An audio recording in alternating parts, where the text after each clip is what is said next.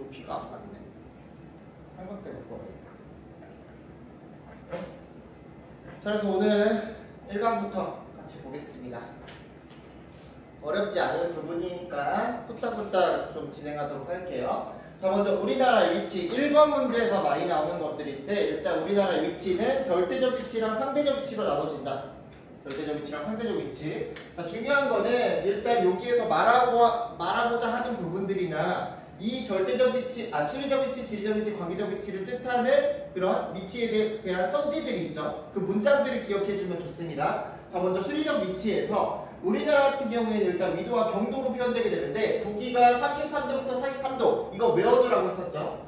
가장 남쪽이 33도고 가장 북쪽이 43도입니다. 그렇기 때문에 자, 이런 위도에 따라서 우리나라는 네군데 기후가 나타나고 사계절의 변화가 뚜렷하게 나타났다. 이 부분은 수리적 위치랑 관련된 기후 부분이라고 생각하면 돼요. 자, 두 번째, 이 경도 같은 경우에는 영국의 본초 좌우선을 기준으로 동경 180도, 서경 180도로 나눠지게 되죠. 그 결과 우리나라는 어디에 위치하냐면 135도를 표준시로 결정을 하고 있고요. 중앙은 127.5도가 되겠죠. 127.5도가 중앙이다. 이 표준 경선 같은 경우에는 시간을 정하는 부분입니다. 시간. 자, 그래서 우리나라는 본초 좌우선이 지나는, 즉 0도보다 135도 앞서고 있기 때문에 9시간이 빨라요. 자, 왜냐하면 15도당 1시간이기 때문에. 그래서 최근에는 이런 시간을 계산하는 문제 같은 경우는 잘 안 나오는데, 혹시나 나온다면 우리가 기억해야 될 거, 우리나라보다 시간이 빠른 곳은 드물어요. 우리나라보다 시간이 더 빠른 곳은 뭐 뉴질랜드나 아니면 투발루 뭐 이런 데들 제외하고 거의 없어. 왜냐하면 우리나라가 거의 제일 동쪽에 있기 때문이에요. 동쪽으로 갈수록 시간이 빨라지고 서쪽으로 갈수록 느려지는 거예요. 그래서 우리나라 영국보다 시간이 빠르다라는 선지들이 많이 등장하는데, 우리나라보다 빠른 곳들은 거의 없다라고 기억을 해주시면 됩니다. 그래서 표준 경선은 135도인데 이게 또 특이한 점은 뭐냐면, 이 표준 경선을 정하고 있는 135도는 우리나라를 지난다, 안 지난다? 안 지난다. 일본하고 우리나라 사이에 위치하고 있는 동해바다 쪽이기 때문에 안 지납니다. 그래서 우리나라는 124도에서 132도다. 이걸 왜 기억해두라고 하냐면, 위도 경도 가지고 지역을 물어보는 문제들이 가끔 나오죠. 그렇기 때문에 대충 가늠을 하고 있어야 돼. 즉 우리나라가 이렇게 가장 위쪽이 가장 위쪽이 43도, 가장 아래쪽이 32도, 그리고 가장 서쪽이 124도, 가장 동쪽이 132도 라고 생각하고서 문제를 풀어주시면 됩니다. 자, 그래서 우리나라의 중앙은 몇 도야? 그럼 위도가?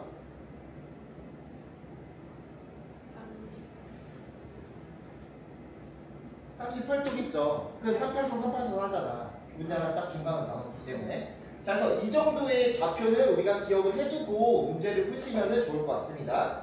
그래서 우리 수리적 위치는 기후와 시간에 영향을 미친다. 시간과 기후에 영향을 미친다는 거 알아주시면 되고요. 자, 다음에 지리적 위치 보겠습니다. 지리적 위치는 대륙이나 해양 같은 지형 지물을 기준으로 표현되는 위치를 지리적 위치라고 하는데, 자, 여기서 좀 헷갈릴 수 있는 것들은, 일단 우리나라는 유라시아 대륙 동안에 위치하기 때문에 어떤 기후가 나타나냐면 계절풍의 영향을 많이 받고 연소차가 큰 대륙성 기후가 나타난다. 즉 네곤대 기후가 나타난다라고 하면은 수리적 위치, 즉 이 정도 위도 때는 어딜 가나 전부 다 똑같은 특징들이 나타나는데, 우리나라는 유라시아 대륙의 동안에 위치하고 있기 때문에 계절풍 기후랑 대륙성 기후가 나타난다는 게 특징적이죠. 그리고 삼면이 바다로 둘러싸인 반도 국가이기 때문에 양방향으로 진출이 가능하고 이매공업이 발달했다. 이런 얘기들. 그래서 유라시아 대륙의 동안에 위치했다. 삼면이 바다로 둘러싸인 반도 국가다. 이거는 토시 하나 안 틀리고 그대로 선지에 나옵니다. 전혀 바꾸지 않고. 그러니까 기억을 해주시면 됩니다. 자, 마지막으로 상대적 위치는 우리가 관계적 위치라고도 하는데, 얘들은 경제적 관계, 정치적 관계에 따라서 항상 바뀌어요. 자, 그래서 우리나라는 대륙과 해양 세력의 중간에 위치하기 때문에 주변 국가의 정세에 따라 변해왔다. 그래서 이거는 항상 변한다는 게 특징이에요. 변한다는 거. 그래서 근대에는 뭐 대륙 세력과 해양 세력의 각주장이고 2차 대전 때는 자본주의랑 공산주의의 대립하는 공간이고 현재는 태평양시대 중심 국가다. 뭐 이런 얘기들 나오면은 상대적 위치, 관계적 위치로 가면 됩니다. 자, 그래서 중요한 거는 수리적 위치랑 지리적 위치를 구분하는 거. 그거라고 할 수 있겠죠. 그래서 이거 단독으로 나오는 문제는 매우 쉽게 풀 수 있는데 이게 다른 문제랑 같이 연관되어서 또는 이런 위도, 경도 가지고 물어보는 문제들이 나온다면 어려울 수 있으니까 기억을 해주시면 좋습니다. 자, 두 번째 우리나라 영역 보겠습니다. 자, 일단 영역 같은 경우에는 우리가 영토, 영해, 영공으로 이루어지게 되죠. 영토, 영해, 영공. 여기서 중요한 건 당연히 영해분이라고 생각하면 됩니다. 그래서 일단 영토 같은 경우는 우리나라는 한반도와 그 부속 도서를 영토로 가지고 있다. 그렇기 때문에 북한의 땅도 우리나라의 영토다. 자, 우리나라의 면적은 22.3만 제곱킬로미터 정도 되고 이 중에서 남한의 면적이 조금 더 작아요. 북한의 면적이 더 큽니다. 자, 영해 보겠습니다. 자, 영해 같은 경우에는 기선에서부터 시리에리까지의 수역을 연안국의 주권을 가진다. 즉 여기서 말하는 주권은 우리나라의 재산권도 있고 우리나라의 안정권, 뭐 여러 가지 기본권들을 전부 다 누릴 수 있는 거라고 생각하면 돼요. 그래서 이 영해 같은 경우에는 측정하는 방식이 통산 기선으로부터 측정하는 방식이 있고 직선 기선으로 설정하는 방식이 있죠. 여기서 말하는 기선이라는 건 뭐냐면 바다가 시작되는 점이야. 즉 육지의 끝부분이야. 그래서 통산 기선은 어디를 기준으로 하냐면 최저 조비선, 즉 썰물, 그러니까 육지의 범위가 가장 넓을 때, 바닷물이 가장 많이 빠져 있을 때를 기준으로 합니다. 그래서 우리 6월달 1번 문제인가? 니네 많이 틀렸던 거? 김은정 같은 애들 틀린 거. 썰물이 가장, 이 최저 조비선을 다른 말로 바꿔서 뭐라고 그랬지? 썰물이 가장 빠졌을 때인가? 그런 식으로 표현했는데 모르는 거야. 왜 최초 조익선을 모르니까. 그래서 육지의 범위가 가장 넓을 때를 기준으로 썰물이 가장 많이 빠졌을 때를 기준으로 합니다. 그래서 몇 해리? 12해리를 측정하는데 웬만한 지역들은 거의 통산 기선인데 그 중에서 어디만 예외냐면 서해랑 남해, 마라도 이런 데들만 예외입니다. 그래서 통산 기선은 육지에서 좀 떨어진 곳들, 그러니까 동해라던가 아니면은 독도, 울릉도, 제주도, 마라도 얘네들은 전부 다 통상기선이라는 거 꼭 기억해 주시면 되겠습니다. 그래서 여기 써있죠.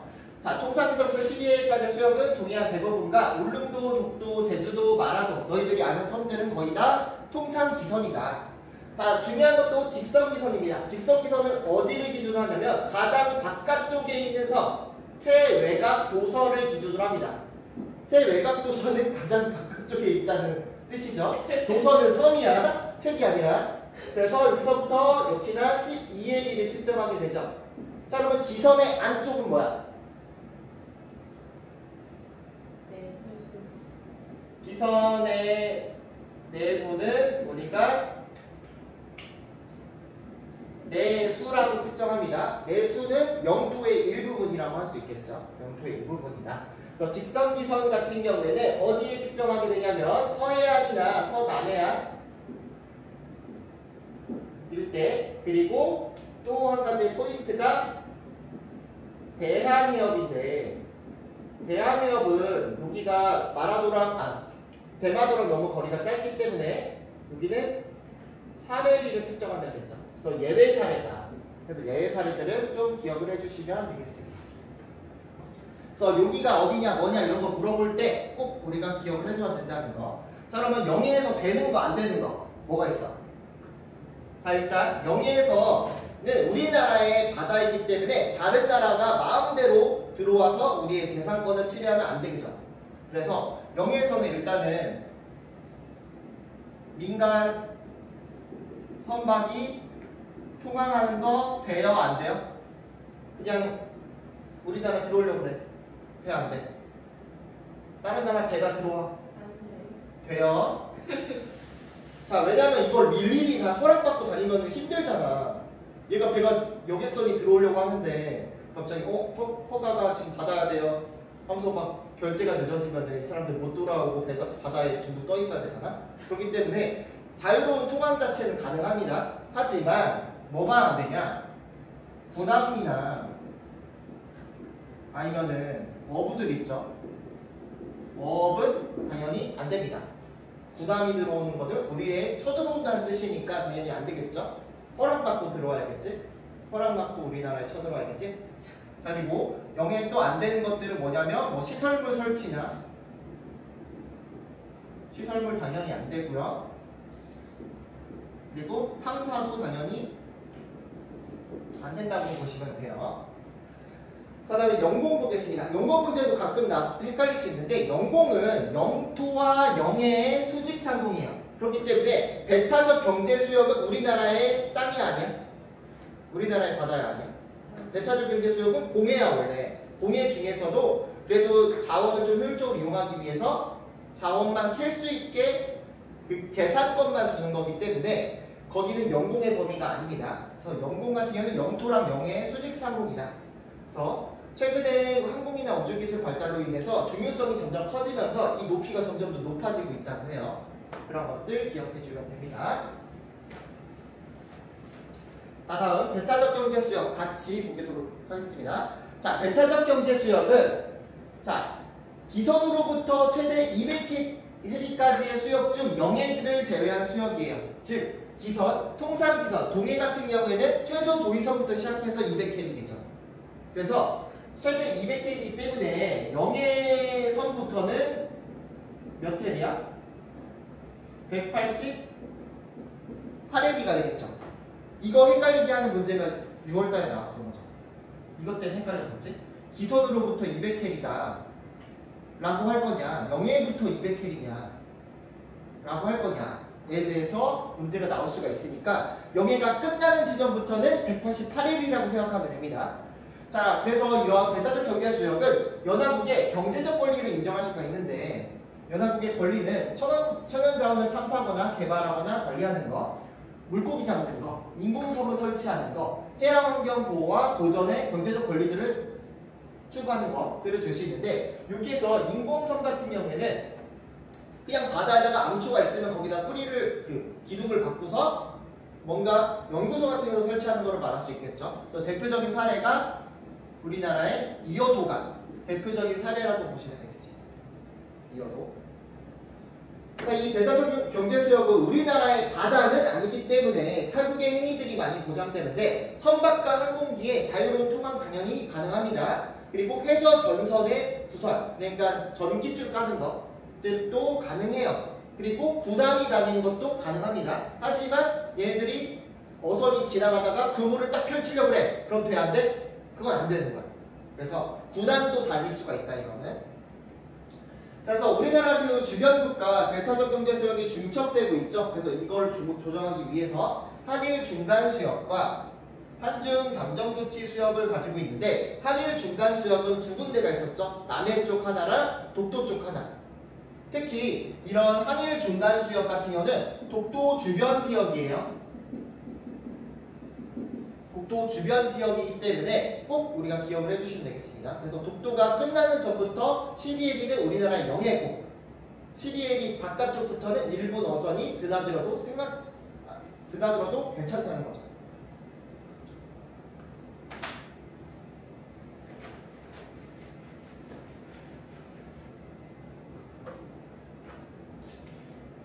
자, 그래서 독도 한번 보겠습니다. 독도는 우리나라 가장 동쪽에 위치한 섬으로 132도 52분, 즉 132도에 거의 가깝다고 생각하면 돼요. 141.9도 정도인 거거든.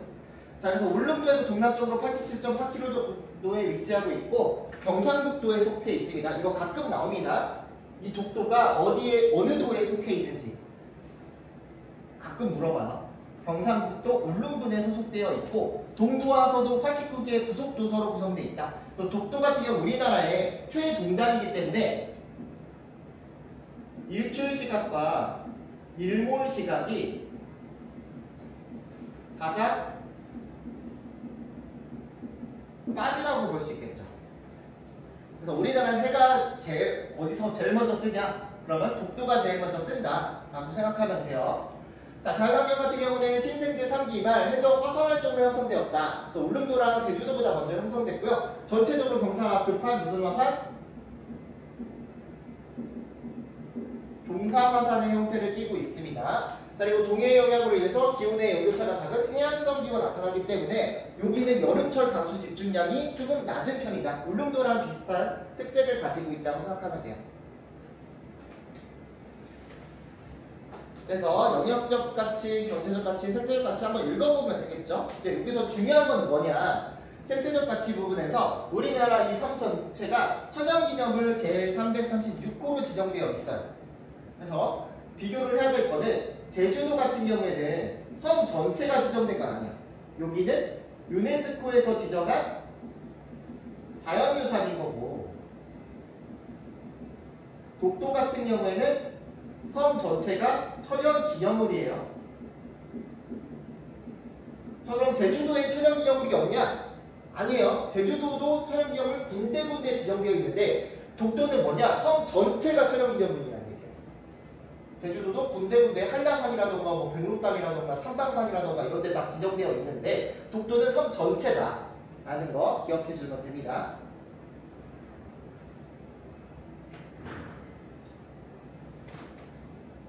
동해도 한번 보면은 우리나라 동해 같은 경우에는 우리나라를 기준으로 동쪽에 있기 때문에 동해라고 부르겠지. 근데 국제적으로 자꾸 이 동해를 일본해라고 부르려고 하잖아. 일본 사람들이 자꾸 일본해라고 재팬시라고 하니까. 그러니까 우리나라는 이 동해라는 명칭 자체가 옛날부터 썼다. 우리가 먼저 썼다. 라고 하는 근거들을 대고 있는 거죠. 그래서 삼국사기 기원전부터 동해라는 명칭을 사용했다. 그리고 광개토 대항군비, 아국총도, 조선일보, 육국국도 등 우리나라의 수많은 공원에서 고문원에서 동해라는 명칭을 사용했다. 그리고 일본국이 성립한 시기보다 700년 앞서서 썼다. 또 유럽인들에게 알려지면서 세계 지도에도 동해가 대부분 한국기로 표시되었다. 뭐 이런 얘기들 나와 있습니다. 한번 읽어보면 되겠죠. 그래서 그 다음 장 보면은 자료 분석 부분이 있는데 수능 완성에서 제일 중요한 부분이 뭐 어디냐면은 바로 이 자료 분석 부분이에요. 나중에 수능을 출제하거나 9월 모의고사 출제할 때 이 내용들을 기반으로 출제를 많이 하거든요. 그래서 제일 중요한 데이터들만 담아준 부분이 자료 분석이니까 꼭 확인을 해주셔야 됩니다. 자, 자료 분석 먼저 보면은 수리적 비치와 표준경선 나와 있습니다. 자, 수리적 비치는 위도와 경도로 표시되는 거, 숫자로 표시되는 것들을 말하게 되죠. 자, 그래서 위도 같은 경우에는 적도인 이 0도부터 북이 90도, 남이 90도 반반씩 나눠지게 됩니다. 그래서 북반구와 남반구는 서로 계절이 반대라고 생각하면 돼요. 경도 같은 경우는 영국을 기준으로 동쪽으로 180도, 서쪽으로 180도인데 우리가 해가 동쪽에서 뜨다 보니까 가장 동쪽인 지역이 가장 먼저 해를 보죠. 그래서 시간이 가장 빠르다라고 생각하면 됩니다. 옛날에 시간 계산하는 문제도 나왔거든. 막 우리나라에서 영국까지 가는데 비행기가 뭐 17시간 걸렸는데 몇 시에 타서 몇 시에 내릴까요? 뭐 이런 거였어. 근데 요즘엔 그런 거 안 나오고 그냥 우리나라가 영국보다 시간이 빠르다라는 것만 기억하면 됩니다. 자, 옆에 보면 우리나라의 표준경선과 표준시가 나와 있는데 우리나라의 중앙경선은 몇 도예요? 127도 30분, 즉 127.5도야. 자, 그러면은 표준경선이 135도랑 몇 도 차이 나지? 7.5도 차이 난단 말이야? 7.5도? 아까 전에 내가 15도가 몇 시간이라고 했어? 1시간이라고 했어. 그럼 7.5도는 몇 시간이야? 그치, 30분이지. 보통 우리가 시간을 정할 때 해를 기준으로 시간을 정한단 말이야. 그래서 우리가 이렇게 서 있으면은 해가 동쪽에서 떠서 이렇게 서쪽으로 지잖아? 그러면은 해가 우리 머리 꼭대기에 나와 있을 때 이때를 몇 시로 보냐? 얘를 12시로 보는 거야 원래. 12시. 근데 내가 135도에 딱 서 있다면은 12시에 해가 똑바로 딱 서 있는 남중하는 시간이 될 거예요. 이거를 우리가 남중 시간이라고 해요. 근데 우리나라는 중앙경선이 몇 도야? 그거보다 더 서쪽이 127.5도가 되겠죠. 그렇기 때문에 우리나라의 남중한 시각은 12시가 아니라 12시 30분이다. 30분이 더 우리는 원래 우리나라에 사는 것보다 30분을 더 빨리 살고 있는 거야. 그러니까 우리나라 성격이 급하지. 그래서 30분을 먼저 살고 있다. 그렇기 때문에 약속 시간은 사실은 30분 더 늦어도 되는 거예요. 아니지, 더 빨리 가야 되는 거지, 30분을. 원래 맞추려면은. 그런 거다. 그런 느낌으로 살아야 된다는 거. 그래서 경도는 시간과 관련되어 있다는 거, 그리고 우리나라보다 시간이 빠른 나라는 거의 없다는 거 기억해 주시면 됩니다. 자, 또 한 가지, 우리나라의 수리적 위치 쪽 기억을 해주셔야 되는데, 우리나라의 국토의 사극 부분이 있죠. 이거 꼭 기억을 해주셔야 됩니다. 자, 일단 우리나라의 가장 최북단은 어디냐면은 함경북도 온성군 풍설이 북단, 여기서 온성군만 기억해 주시면 돼요. 그래서 여기 부분이 최북단이다라는 거 꼭 기억해 주시고요. 가장 서쪽은 어디냐면은 여기 평안북도 신도군 비단섬이라는 곳입니다. 우리가 예전에는 마안도라고 문제가 많이 나왔었는데 이제는 비단섬이라 불러요. 이 비단섬이 뭐냐면 우리가 백두산을 기준으로 강이 두 가지로 나눠진다고 그랬지. 백두산을 기준으로 물로 가는 거는 무슨 강이야? 두만강이고 일로 가는 거는 압록강이야. 압록강 하구에는 삼각주가 있다 없다? 삼각주 있어요. 압록강 삼각주 있고 두만강 삼각주도 있어. 그래서 우리나라에 삼각주 있는 곳은 낙동강, 압록강, 두만강 세 가지밖에 없어. 그래서 압록강 삼각주 부분이 비단섬이야. 그렇죠? 그래서 여기 부분이 가장 서쪽이다라고 꼭 기억해 주시면 됩니다. 요즘에 한 5년 전부터 계속 나오는 게 뭐냐면 이 백령도가 우리나라의 최서단이다라는 문제들이 간혹 출제가 됩니다. 그래서 이거는 헷갈리기 위한 거죠. 백령도도 물론 서쪽이 끝에 있긴 있어. 하지만 비단섬이 더 서쪽이다. 그래서 남한으로 치면은 여기가 제일 최서단이 될 수도 있는데 이 북한까지 우리나라의 땅이다 보니까 여기가 최서단이 아니라는 거. 백령도는 여기 있습니다. 거의 북한이랑 더 가까워. 우리나라보다. 자, 가장 남단은 어디냐면은 마라도죠. 마라도. 그래서 가장 남단은 32도 정도라고 33도 정도라고 보면 됩니다. 가장 위쪽은 43도겠죠. 가장 동쪽은 독도겠죠. 독도 부분이 되겠다. 그래서 가장 북쪽, 서쪽, 동쪽, 남쪽 꼭 기억해 주시기 바랍니다.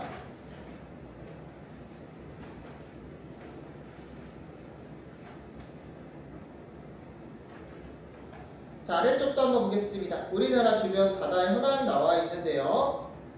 자, 보면은 이렇게 문제 나올 때 항상 범례를 주거든. 범례를 줄 때 만약에 헷갈린다면 범례부터 읽어봐. 항상 지리 문제는 작은 글씨부터 먼저 읽어봐야 돼요. 그래서 범례에서 보면은 이 동그라미가 기점이에요. 기점이라는 얘기는 뭔가가 시작되는 점을 말하겠지. 그리고 B 같은 경우에는 기점을 이은 선이네. 기점을 이은 선이니까 뭐라 부르겠어? 기선이 되겠죠. 근데 이거 얘기해줬나?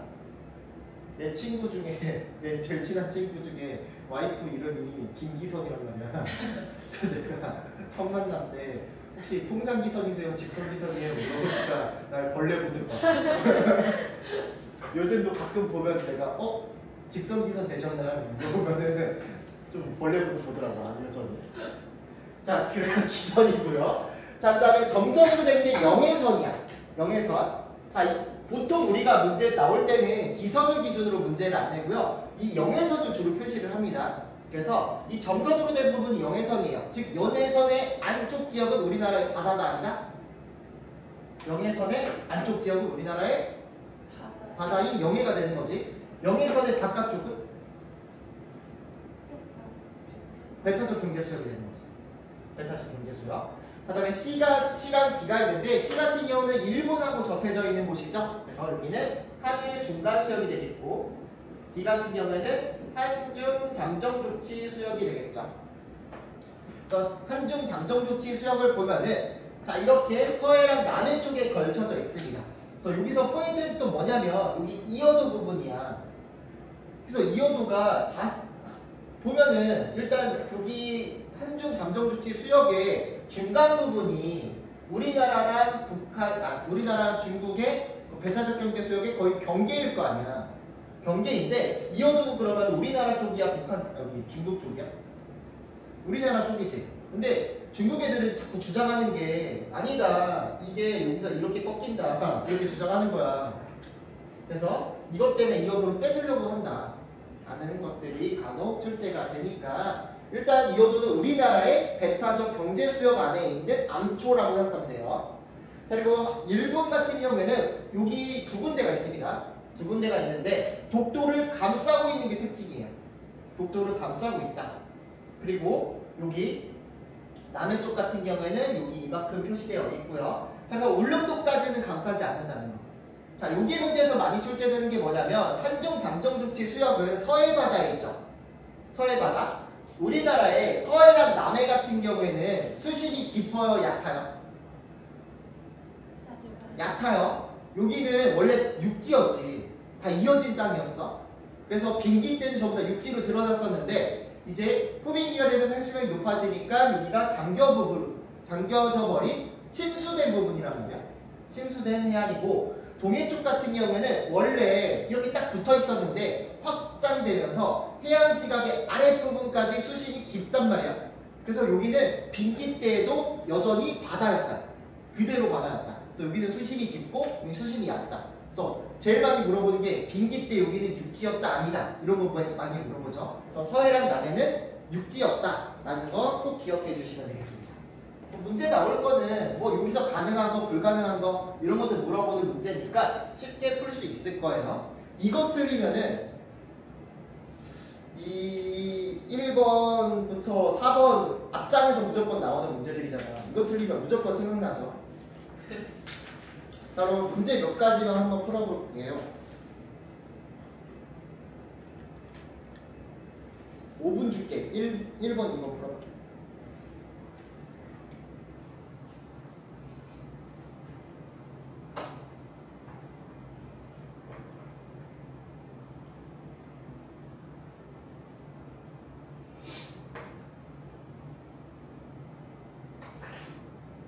자, 다시 한번 볼게요. 자, 1번, 2번 문제 너무 쉬운 거니까 물론 후딱 보면은 자, 먼저 우리나라의 수리적 위치, 지리적 위치, 리을에 들어갈 거 그럼 무슨 위치겠어? 관계적 위치가 되겠죠. 관계적 위치까지 잘 나와 있습니다. 그래서 먼저 선제를 보면은 기억의 영향으로 영국보다 빠른 시간대를 사용한다. 북위 33도에 43도는 위도에 관련된 거지.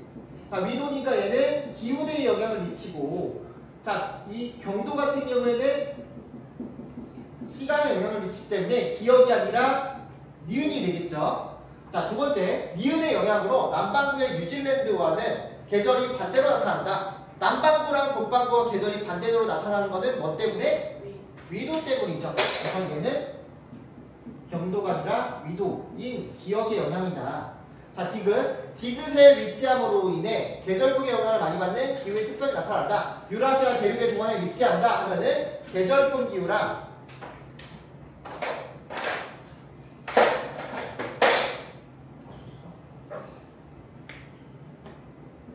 계절풍이랑 대륙성 기후, 연교차가 큰 대륙성 기후가 나타난다. 이 두 가지만 기억해 주시면 됩니다. 산면이 바다로 둘러싸인 반도 국가다라고 하면은 뭐 양방향 지출이 가능하다. 플러스 그리고 임해공업 바다와 가까운 곳에 공장을 차려놓고 자원의 수입과 수출을 계속하면서 나타나는 공업을 말하게 됩니다.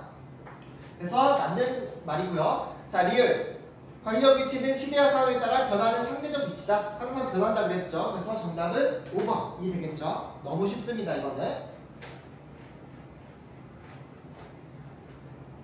자, 두 번째, AD 지역의 공간 정보와 특징에 관한 거다. AD는 각각 독도, 마라도, 백령도, 비단성 중 하나래. 그래서 이런 좌표가 나왔을 때 우리가 대충 어딘지를 가늠해야 된다는 거야. 가늠하기 위해서는 우리가 네모를 그려주라고 했었죠.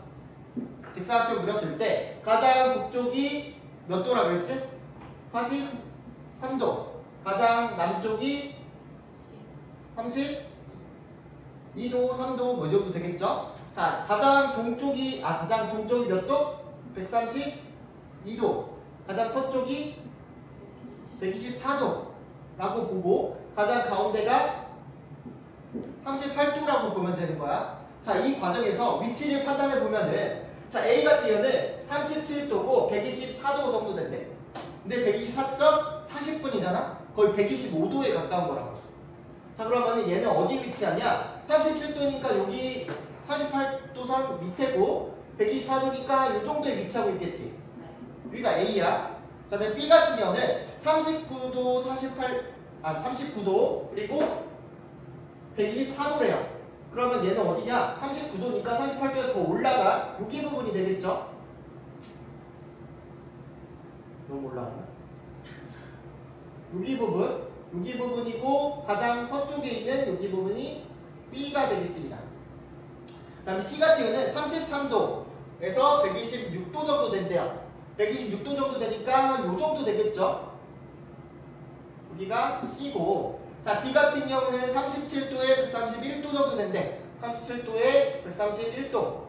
여기가 D가 되겠죠. 그래서 이렇게 보면은 대충 어딘지가 가늠이 되지? 네.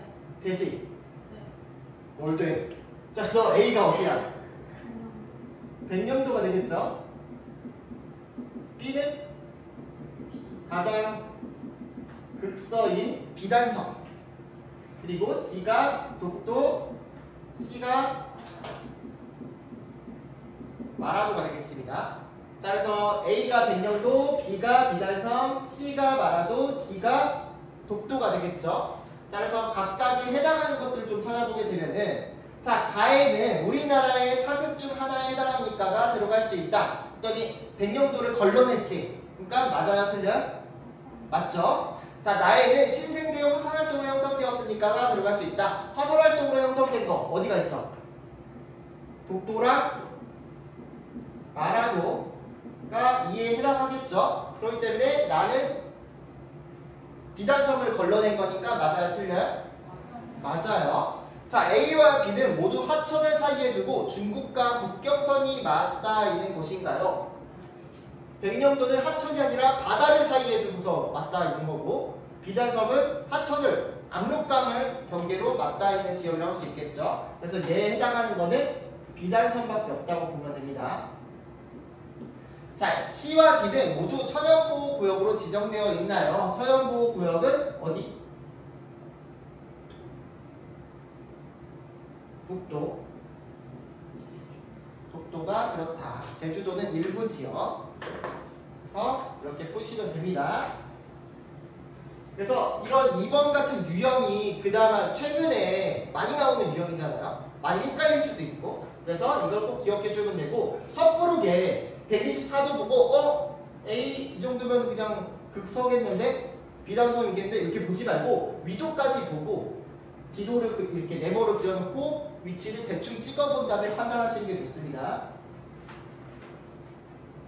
네, 그럼 제주도는 그냥 천연보호구역으로 지정돼 있다는 틀린 거예요? 섬 전체가 뭐 이런 식으로 돼 있으면 틀린 거예요. 자, 3번 더 보겠습니다. 자, 다음 자료에 대한 설명 보겠습니다. 보면은 동그라미는 기점이고 점선은 명예선, 이 직선은 직선기선으로 되어 있는 거죠. 자, 봤을 때 A 같은 경우에는 기선의 안쪽이니까 그럼 뭐가 되는 거야? A는? 내수가 되는 거고, 자, B 같은 경우는 통상기선으로부터 몇 해리? 12해리. 그 통상기선으로부터 12해리에 해당하는 영해가 되겠습니다. 자, 그럼 C 같은 경우는 영해선의 바깥쪽이네. 그럼 뭐야? 그치, 배타적 경제수역인 EEG가 되겠죠. 자, 그리고 D 같은 경우에는 여기 굉장히 직선기선과 영해선 사이가 좁죠? 여기가 어디야? 대한해협이다. 그래서 대한해협은 통상기선으로부터가 아니라 직선기선으로부터 몇 헬이다?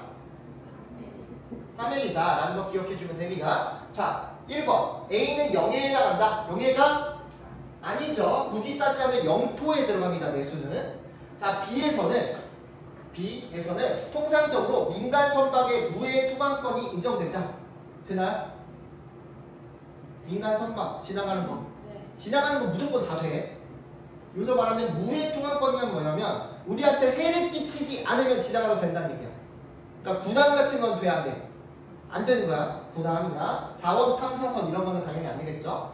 자, 3번. CL 수직 상공은 우리나라의 영공에 나간다. 벤타적 경제 수역의 수직 상공은 영공 되나요? 안 되나요?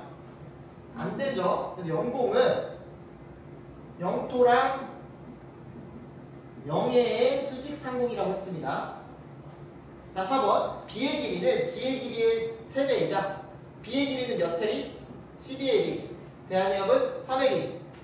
3배가 아니라 몇 배? 네. 4배. 이거 은정이가 물어봤었거든. 왜 안 돼요? 이랬더니 너 곱하기 못해? 네. 4배죠. 3, 4, 12 이거. 자, 5번. 기역의 사례가 되는 해역은 기역이 뭐야? 일정 수역 경우에는 11일 이내에서 범위를 정할 수 있다. 이거는 딱 대한해협을 얘기한 거지.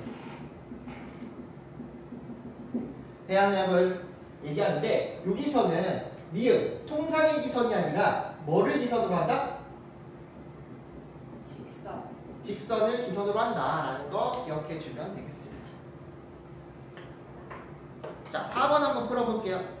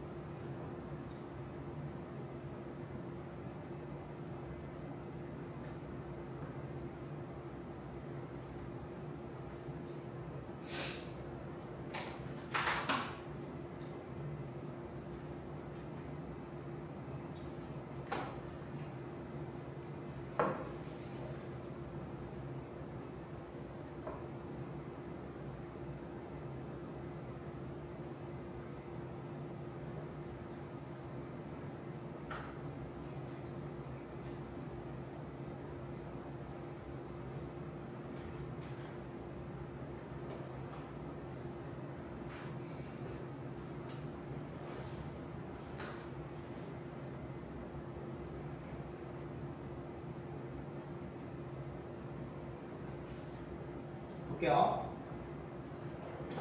자, A 같은 경우는 우리나라랑 중국의 중간에 위치한 한중 잠정조치 수역이 되겠죠. 자, B 같은 경우는 어느 나라랑 어느 나라?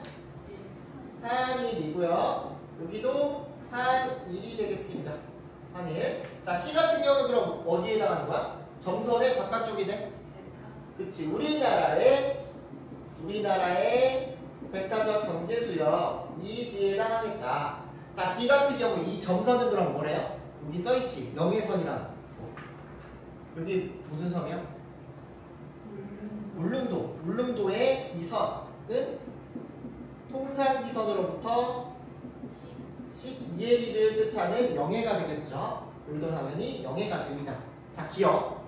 자, A에서는 미국의 무역선에 자유로운 통항이 가능하다. 해를 끼치지 않는 거죠. 무역선은. 그래서 자유로운 통항 어디든 가능하다, 불가능하다? 가능하다. 사실 미국이 군함이 지나가도 사실 할 말 없어요. 근데 중국 애들은 지랄하겠죠. 자, 니은 B에서는 B가 어디야? 한일 중간수역. 우리나라와 중국이 공동으로 어족 자원을 관리한다. 중국이 아니라 어디? 일본이 되겠죠. 자, D은 C에서는 일본 정부의 해적 자원 탐사가 가능하다. C, 우리나라의 이익이니까 일본 정부 당연히 안 되겠죠. 자, D는 울릉도 해안의 저조선에서 12일이 떨어진 지점이다. 저위선, 그러니까 해안의 저조선에서 12일이 떨어졌다. 이 말이 무슨 뜻이야? 통상 기선을 측정한다는 얘기죠. 통상 기선을 얘기하는 거니까 맞는 얘기죠. 그래서 최저 조위선, 저조선, 뭐 썰물이 가장 빠졌을 때 다 동의어입니다. 그러니까 기억해 주면 돼요. 저조선. 자, 여기에서 문제 하나만 더 풀어볼게요. 5번 문제. 신기한 게 나왔어, 처음으로. 우리나라 해양과학기지 두 군데, 한 군데밖에 몰랐었는데 하나가 더 생겼죠?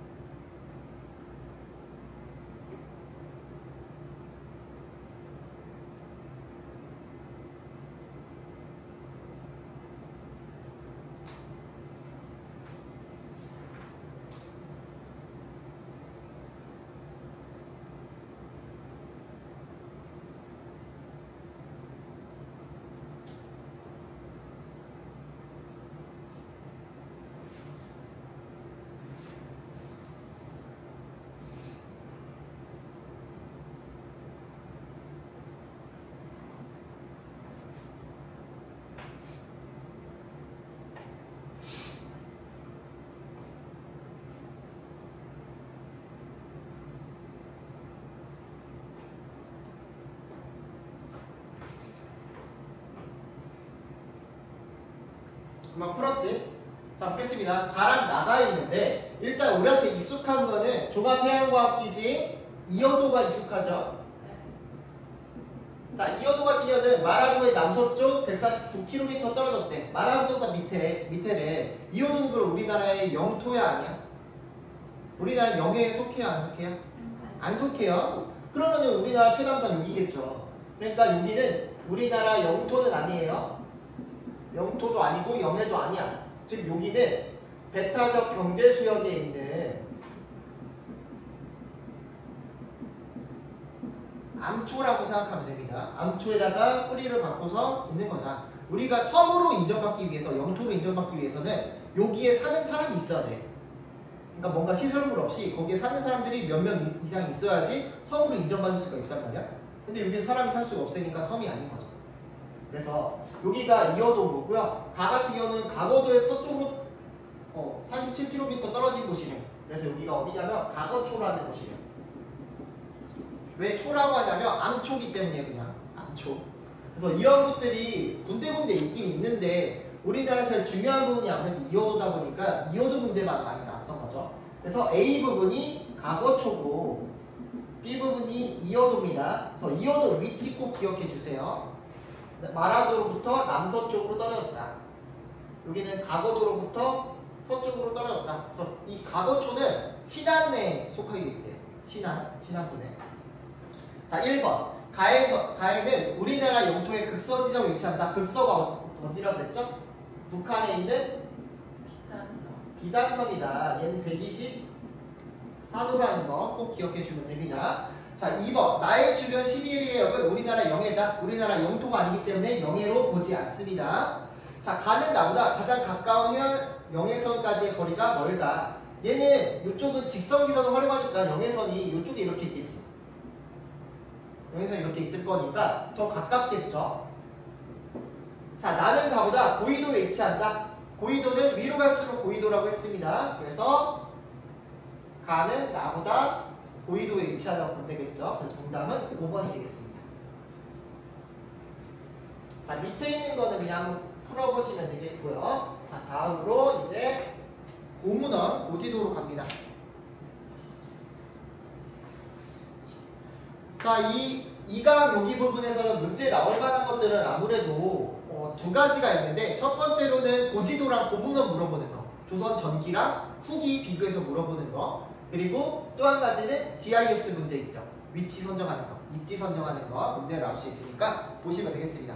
자, 먼저 우리나라의 전통적인 국토인식 보면은 일단 우리나라는 예전부터 풍수지리를 가지고 있었다. 풍수지리 사상은 산줄기의 흐름이나 산모양 기복, 바람의 물의 흐름 등을 파악해서 명당을 찾는 전통적인 지리 사상을 말하게 되는데 지보 사상과 음야고해설을 바탕으로 한다. 그래서 양택풍수 또는 이런 음택풍수, 묘지를 선정하는 데 영향을 준다고 했고 그로 인한 영화가 파묘가 발생을 한 거죠.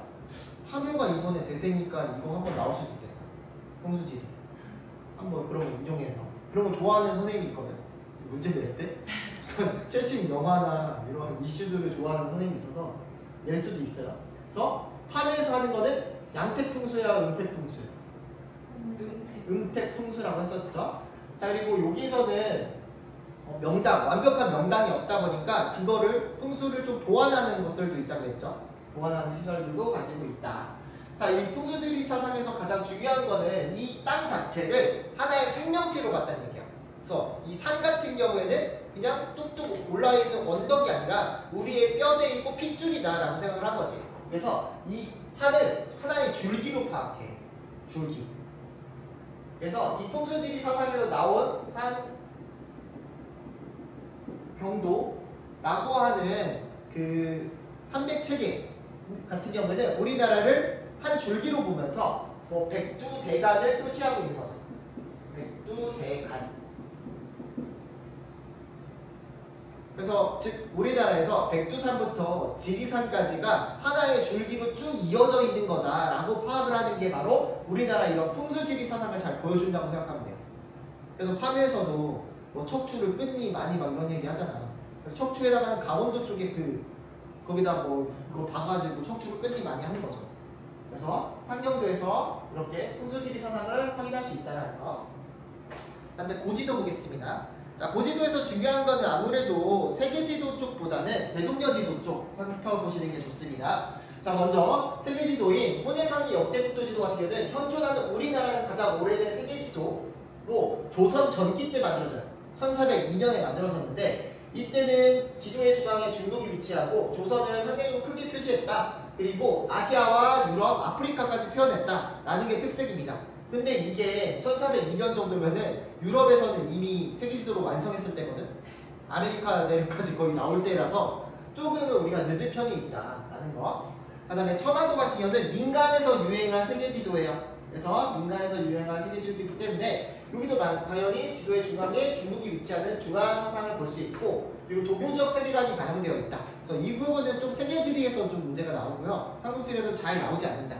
어쨌든 이거는 둘 다 우리나라의 세계지도를 표현한 거다. 그리고 중화사상이 표현되어 있다. 이 정도만 기억해 주시면 돼요. 그 다음에 대동여지도 보면은 자, 대동여지도는 조선 후기 실학자 김정호가 제작을 한 거죠. 처음에는 이 지도가 만들어질 때는 전부 다 사람들이 손으로 일일이 그렸어야 되는데 이때부터 이제 목판본으로 제작되면서 대량 인쇄와 보급이 가능했다. 그리고 분첩, 절첩식으로 제작했기 때문에 휴대와 연락이 편리하죠. 예전에는 거의 장식용이었는데 이때는 실용성을 강조하면서 이렇게 접어서 다닐 수 있게끔 그래서 실용성이 생겼다 라는 거. 그다음에 도로의 심리마다 방점을 찍었는데 이거는 대략적인 거래를 파악하는 데 가능하게 되는 축척의 기능이 있어요. 그러니까 예전에는 어림 잡아서 표시를 했다면은 이제는 정확하게 거리를 측정을 해서 점을 찍었다는 거죠. 심리마다. 근데 최초의 축척 사용은 누가 했어?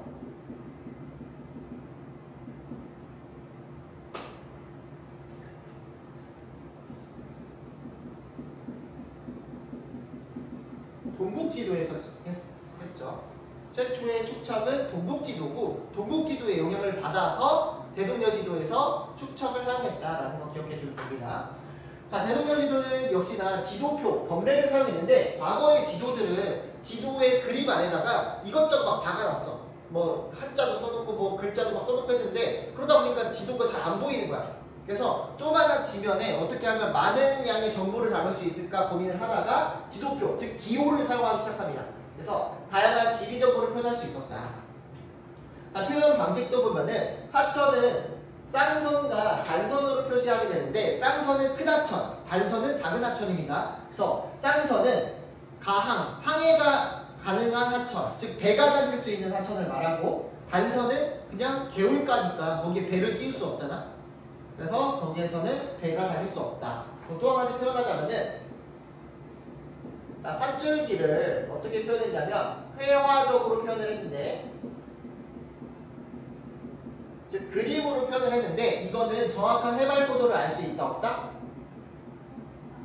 정확한 해발 고도를 알 수는 없다. 다만 크기는 그림으로 표현했기 때문에 대충 비교가 가능한 거죠. 요 산이랑 저 산이랑 누가 더 클까라는 거는 대충 비교가 가능하다. 그래서 대동여 지도가 가장 중요하다고 생각하면 됩니다. 해석하는 문제들이 많이 나오니까요. 시간이 걸리더라도 꼼꼼하게 보면서 문제를 푸는 게 중요해요.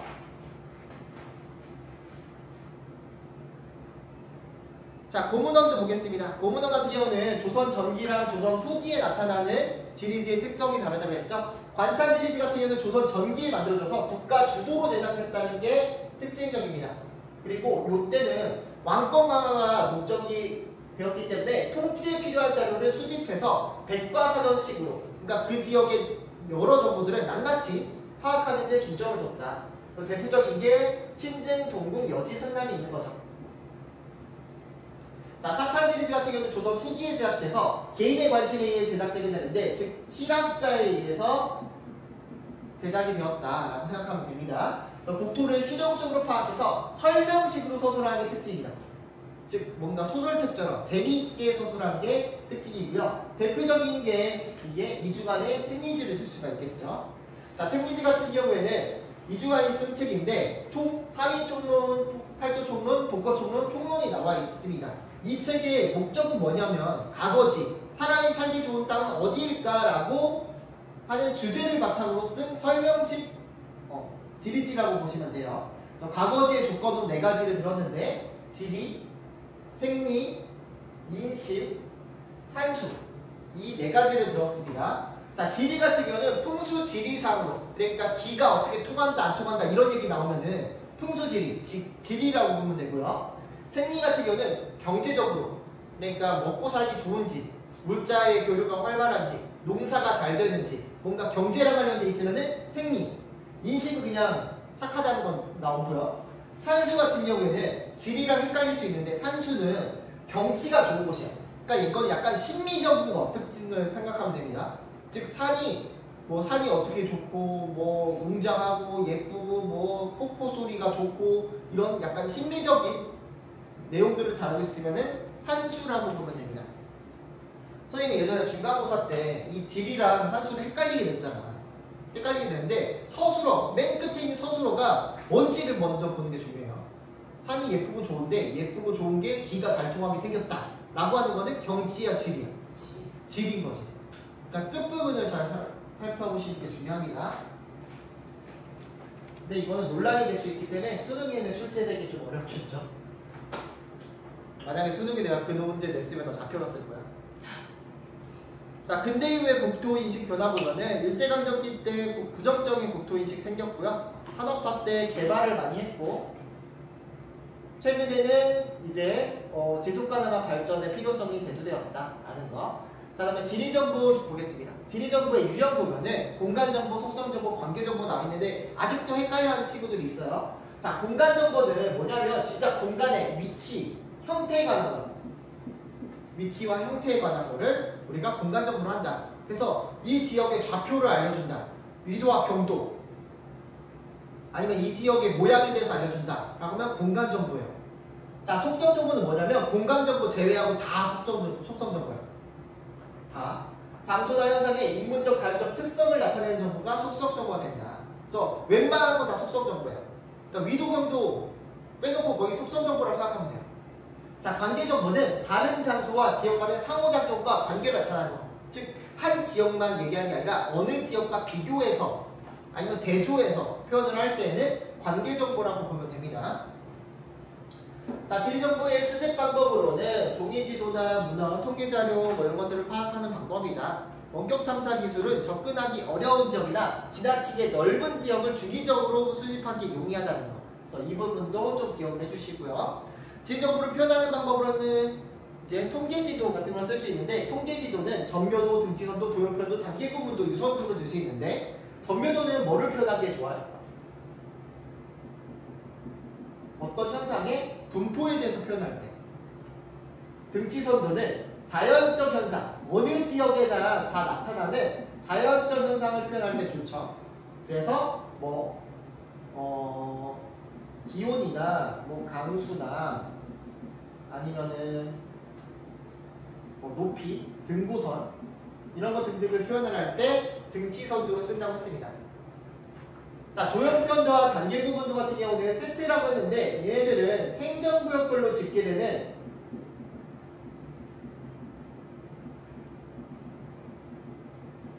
통계 자료를 쓸 때 좋아요. 근데 도형편도랑 단계구분도의 차이는 뭐냐면 도형편도는 여러 개, 다수의 통계 자료를 파악하는 데 용이합니다.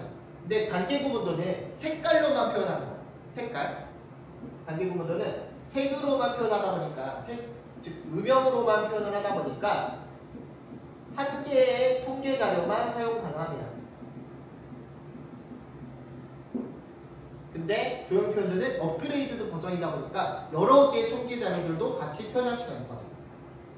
자, 유선도 같은 경우에는 선으로 표현하다 보니까 얘는 이동과 관련된 것을 표현하기에 용이하다고 생각하면 됩니다. 통계지도 유형 같은 경우에는 조금 더 까다롭게 나올 수 있으니까 한번 살펴보시면 되겠습니다.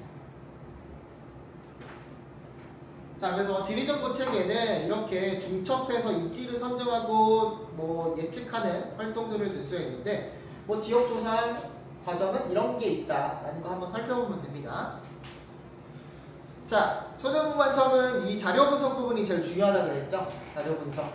그래서 자료 분석 1을 보면은 혼일강이 역대국도 지도랑 대동여 지도가 나와 있는데 처음으로 혼일강이 역대국도 지도를 상세하게 분석을 했어요. 처음으로 분석한 자료가 나온 거야. 수능 완성에. 그렇다는 얘기는 상세하게 물어볼 수도 있다는 얘기죠. 그래서 어떻게 분석을 했냐면 가의 기억 부분은 뭐냐면 혼일강이 역대국도 지도라는 제목을 쓴 거예요. 지도의 제목. 이건 제목이야. 자, 니은 같은 경우에는 뭐냐면 중국 제왕의 국도 등을 설명을 하고 있대. 역대 중국 제왕. 그래서 뭐 중국과 관련된 거. 역대 중국에 대해서 알아봤대요. 그 다음에 디귿이 어디 있어? 디귿 아래쪽 같은 경우에는 뭐냐면 지도에 제작한 이유, 제작 이유를 썼대요. 제작 이유를 썼고 그 다음부터 이제 지도 내부에 있는 것들에 대해서 물어보는데 자, 미을은 어디? 미을은 뭐냐면 미을은 우리나라 조선이 되겠죠. 근데 조선의 크기가 상대적으로 엄청 크게 표현됐죠. 이 표현된 거는 우리나라의 주체적 이식을 보여준다. 우리나라가 중국보다는 아니지만 중국 다음으로 짱이다 라는 걸 표현한 거라고 할 수 있겠죠. 자, 미음 같은 경우가 중국인데 중국을 세계의 중심으로 그렸다는 얘기는 중화사상이 돋보인다 라는 거를 들 수가 있겠습니다. 자, 비읍은 우리나라보다 좀 떨어져 있는데 실제보다 떨어져 있는데 비읍이 일본이고요. 자, 그리고 시옷 같은 경우는 여기가 인도입니다. 인도. 중국에 붙어있다. 우리 인도를 좀 상대적으로 작게 그렸죠.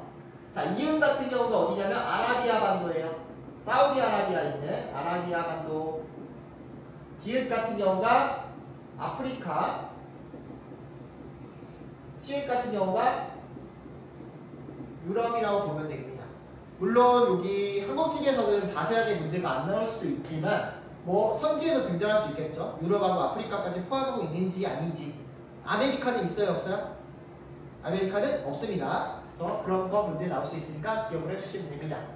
자, 나와 보겠습니다. 나를 보니까 대동여 지도가 나와 있는데 대동여 지도를 해석하는 문제들이 나올 수 있습니다. 자, 그래서 우리가 이런 지도표들의 특징들을 좀 기억해둘 필요가 있는데 문제에 많이 나온 것들만 좀 체크를 해보면은 여기 역참을 들 수 있습니다. 자, 역참 같은 경우에는 이렇게 표시하죠. 이렇게. 자, 역참은 뭐냐면 조선시대 때 교통과 통신을 담당하는 기관이라고 생각하면 되겠죠. 관리들이 출장을 할 때 쉬는 휴게소라고 했잖아. 휴게소니까 말을 바꿔주는 교통의 기능도 가지고 있고 소식을 전달해주는 통신시설도 갖추고 있다고 생각하면 됩니다. 교통과 통신기관, 역참 문제 많이 나옵니다. 자, 그리고 최근에 문제 많이 나오는 게 읍지 가지고 유성이냐 무성이냐 물어보고 있죠. 유성이라는 건 뭐냐면 성곽이 있냐 없냐예요. 근데 보통 성곽이 있다는 거는 그 지역이 큰 곳이라는 거야, 작은 곳이라는 거야. 큰 곳이라고 보면 돼요. 그래서 이 무성과 유성 구분하는 거 가끔 문제가 나옵니다. 자, 또 여기 봉수가 있죠. 자, 봉수 같은 경우는 산의 불달기 모양으로 되어 있는데 여기는 전쟁이 났을 때 위급한 통신 주고받을 때 쓰는 통신기관이라고 생각하면 돼요. 그래서 역참과 공수를 비교하는 문제들을 나올 수 있으니까 해석하는 거 잘 참고를 해주시면 됩니다. 자, 그래서 이런 대동여지도 문제에서는 뭐 여기에서 여기까지 가는데 몇 리가 걸리냐 라고 하는 거는 이 직선으로 되어 있는 점을 보고서 파악을 하면 되겠죠.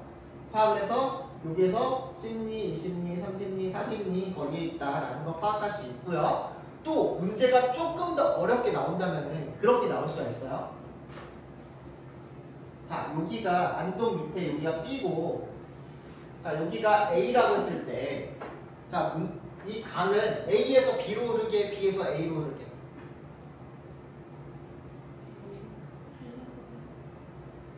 어디에서 어디로 흐르게? B에서 어디가 상류고 어디가 하류야? A가 A가 상류예요. 어떻게 파악할 수 있어? A가 강줄기가 가늘어요. 그치, A가 더 가늘지. 강줄기는 항상 상류에서 하류로 갈수록 굵어지잖아. 두꺼워지니까. 그거 보고 파악하는 거예요. 자, 그러면 A랑 B랑 누가 더 높은 거야? A가 더 높은 거죠. 항상 강은, 하천은 높은 데서 낮은 데로, 산에서 바다로 올라가는 거예요. 자, 그리고 자세히 보면은 물이 여기 산줄기에서 시작해서 이렇게 모이잖아요. 모여서 이렇게 가서 점점점 두꺼워지면서 이제 강한 하천이 되는 거죠. 이때부터 배 탈 수가 있어. 배 타고 이렇게 쭉쭉 가서 안동까지 배 타고 갈 수 있죠. 자, 그럼 이 하천은 무슨 하천일까? 무슨 강이게? 안동 쪽이야.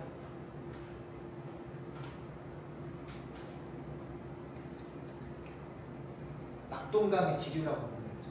낙동강. 경상도 쪽 흘러가는 거니까. 그리고 북에서 남쪽으로 흐르잖아.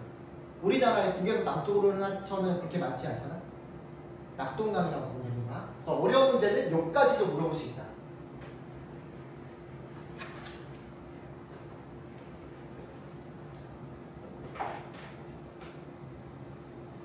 자, 다음 이런 문제들도 많이 나오는데 최근에 굉장히 까다롭게 생각하는 친구들이 많아요.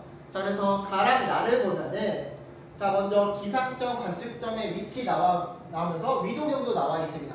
위동형도 나와 있는데, 자, 그래서 이런 위치는 무슨 정보? 공간 정보가 되겠죠. 그래서 여기는 어디냐면은 117도 45분 그리고 118도 정도 된대요. 그러니까 북한하고 좀 가깝고 좀 동쪽으로 좀 치우쳐 있는 곳이죠. 강원도 지역이라고 보면 되겠고, 가가 어디라면은 강릉이래요. 자, 나 같은 경우에는 117도. 가보다 북쪽이에요, 남쪽이에요? 북쪽이야, 남쪽이야? 나는 남쪽이지. 숫자가 더 낮잖아. 그래서 남쪽이고요. 얘는 강릉보다, 가보다 동쪽이에요, 서쪽이에요? 서쪽이지. 그래서 나는 어디냐면은 원주래요. 자, 기온의 영도차랑 영강수량 나와 있습니다. 강릉은 24도 정도 되고 원주는 28도 정도 된대요. 강릉이 왜 영도차가 더 작아? 해안에 있으니까. 어쨌든 이거는 속성정보라고 보면 되죠. 속성정보. 자, 그리고 지도에 이 지역의 형태를 표현했네. 형태를 표현한 것도 역시나 공간정보라고 했습니다. 위성 사진 나와 있고, 연령층별 인구, 두 지역 간의 인구 이동 뭐 이런 것들 나와 있습니다. 자, 이런 연령층별 인구 같은 경우에는 어떤 통계 지도를 활용하면 좋을까? 유소년층, 청년층, 노년층을 다 표현해야 돼. 행정구역별로 집계되는 자료 중에서 세 가지를 다 표현해야 돼. 그럼 뭘로 표현하면 좋아? 도형, 표현도. 즉, 이 지역의 인구. 이렇게 해서 이런 식으로 그래프로 그리면 되잖아. 뭐 이런 식으로. 그러면 되는데, 이거를 단계 구분으로 표현하려면은 유소년, 청소년, 노년층을 다 표현할 수 있어요, 없어요? 없죠. 색깔로만 표현해야 되는데 힘들죠. 그렇기 때문에 어렵다라는 거. 두 지역 간의 인구 이동은 뭘로 표현하면 좋아요? 유선도를 활용하면 좋겠죠. 유선도.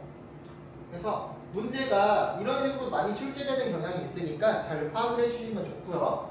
이 공간 정보를 보고서 대충 어딘지를 파악을 해주셔야 된다.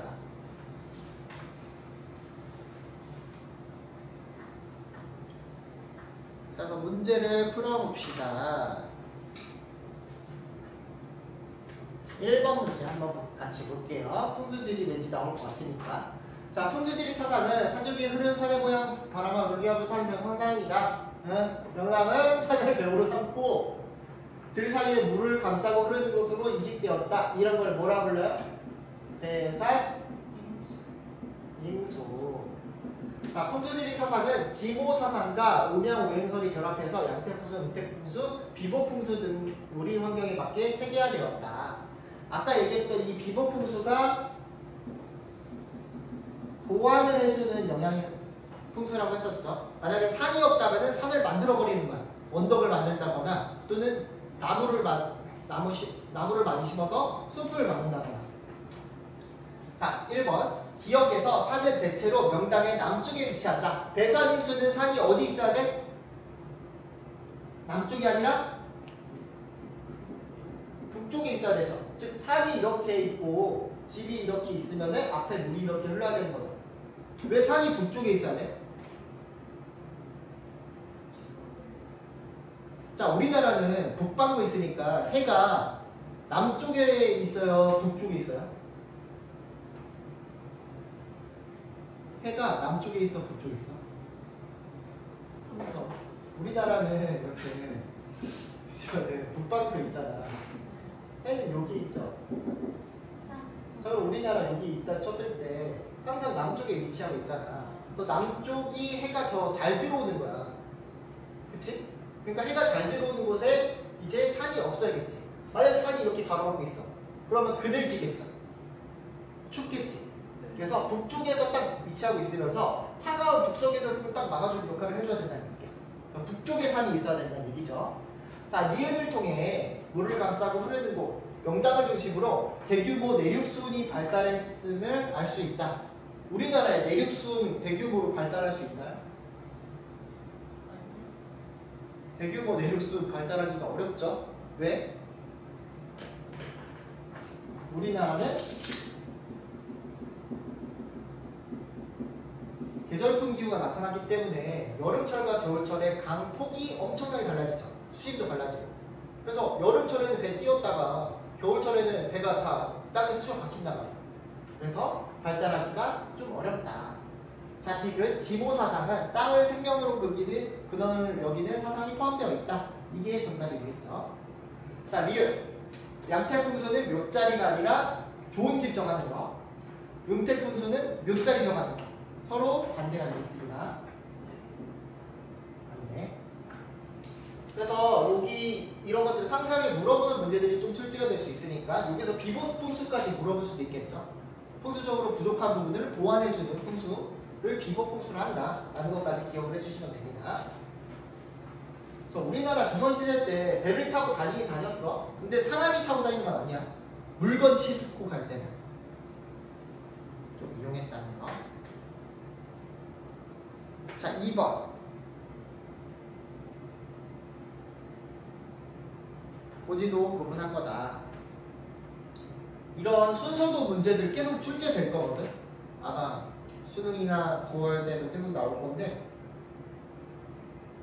보시면 좋겠습니다. 자, 가는 무슨 지도냐면 지구 전호도라는 지도고요. 조선 후기에 만들어진 지도입니다. 그래서 아메리카 대륙까지 표현된 게 특징적이고요. 자, 나 같은 경우에는 천화도죠. 천화도로 조선 중기 때 만들어진 지도입니다. 자, 가 같은 경우에는 혼일강리 역대국도 지도죠. 또 지도로 조선 전기에 만들어진 세계 지도라고 생각하면 돼요. 그래서 이 부분은 사실 세계지리에 나올 만한 것들이라서 그냥 넘어가 보면은, 자, 1번 A에서는 중국 중심의 세계관이 반영되어 있으니까가 들어갈 수 있다. 이거는 나랑 다에 해당하는 거니까 이게 이거 맞는 거가 되겠죠. 자, 2번. B는 국가주도로 제작되었으니까가 들어갈 수 있다. 국가주도로 제작된 거는 다에 해당하니까 B에 들어갈 수 있겠죠. 자, 3번. 가에는 남북 회기선이 표현되어 있다. 가 같은 경우에는 최한기가 만들어낸 이 지구조로도는 이 적도를 중심으로 남북 회기선까지 다 표현되어 있는 과학적 지도이기 때문에 이거는 가 맞고요. 나에는 천원지방사상의 세계관이 표현되어 있다. 천원지방사상은 조선 때 이렇게 네모난 땅덩어리에 하늘은 둥그렇다라고 하는 좀 이상적인 세계 모습들을 생각하고 있는 거기 때문에 반영되었다고 보면 되겠고요. 5번. 다는 나보다 최초 제작 시기가 늦다가 아니라 이르다. 그래서 우리나라에서 가장 오래된 세계지도라고 보면 되겠습니다. 그래서 이거는 세계지리에 나오는 것들이니까 그냥 간단하게만 보고요. 깊게 안 들어가도 되겠습니다. 나오겠어? 나오겠어 하면 또 나오더라. 자, 3번 보겠습니다. 대동여지도.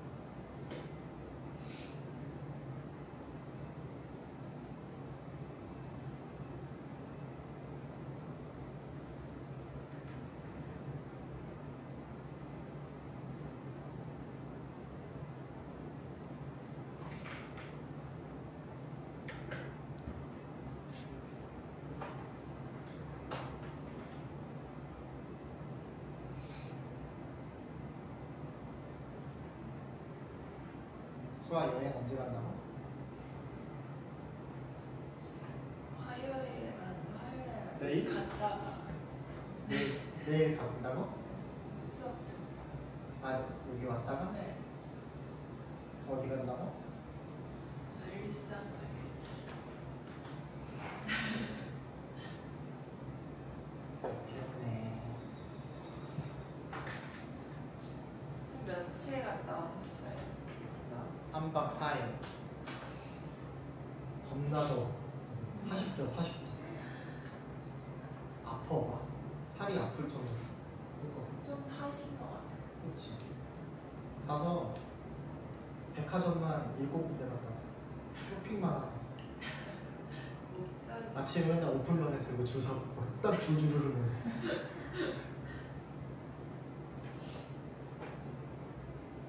자, 보겠습니다. 자, 대동여제도 해석하는 문제들을 많이 나올 수가 있는데 보면은 일단 기역과 니은은 동일한 수계래요. 동일한 수계. 자, 기역부터 니은까지 이어진다는 얘기죠. 그러면은 기역 부분이 상류야, 니은이 상류야? 기억. 기역이 상류죠. 그래서 여기 A 부분이 좀 더 높은 지대라고 생각하면 되겠죠. 높은 지대다라는 거. 자, 보겠습니다. 1번. A는 대체로 분지 지형에 자리 잡고 있다. 분지 지형이라는 게 뭐야? 산으로 둘러싸인 지형은 분지 지형이야. 산으로 둘러싸인 곳. 즉 A 부분 보면은 주변에 산이 이렇게 있죠. 그러니까 분지 지형이야. 분지 지형이 완벽하게 산으로 동그랗게 둘러싸이지 않아도 괜찮아요. 좀 뚫려 있어야겠지. 뚫려 있긴 뚫려야 되지. 사람이 지나다녀야 되니까. 그래서 산으로 둘러싸인 지역을 분지 지형을 하는데 이거 산으로 둘러싸였으니까 맞습니다.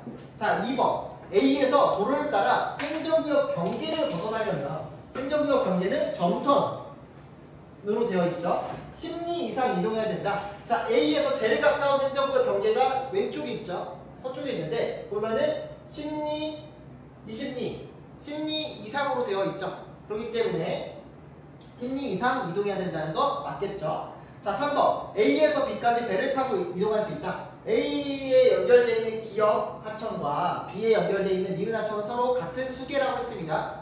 자, 그래서 얘를 따라가면 당연히 B가 나오겠죠. 하지만 기억은 쌍선이야 단선이야? 단선이니까 배를 타고 갈 수 있어 없어요? 없어요. 여기까지는 배를 타고 갈 수가 없다는 거죠. 자, 4번. B는 A보다 도로를 따라 설치된 교통통신시설이 가깝다. 우선 말하는 교통통신시설은 아까 얘기했던 어디? 역참이 되겠죠. 자, 가까운데 역참 보면은 A 같은 경우에 역참은 어디가 제일 가깝냐면 여기가 제일 가깝네. 가까우니까 A에서 역참 가기 위해서는 물을 한번 건너고 산 건너고 10리, 그리고 물 한번 건너고 산 건너고 20리, 10리 이상 가야 되죠. 10리 이상 가야 되는 거. 자, B에서 가까운 역참을 보게 되면은 여기 있죠. 그러면은 10리 쪽에 위치하고 있죠. 그렇기 때문에 B는 A보다 도로를 따라 설치된 교통통신이 더 가깝다고 보면 됩니다. 자, 5번. B는 A보다 읍지의 성곽을 이용한 외적 방어에 유리하다. 자, B 같은 경우는 성곽이는 유성이고요. 자, A 같은 경우는 성곽이 없는 무성이죠. 그래서 성곽이 있으면은 외적 방어에 더 유리하니까 맞는 얘기죠. 정답은 3번이 되겠습니다. 자, 이런 게 제일 대표적인 문제라고 보면 됩니다.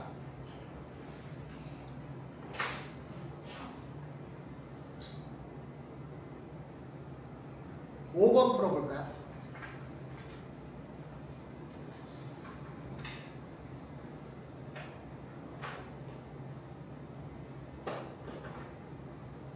자, 여기가 어딘지도 맞춰봅시다. 너무 어려워. 아예 맞출 수 있어. 인구 보면 맞출 수 있어.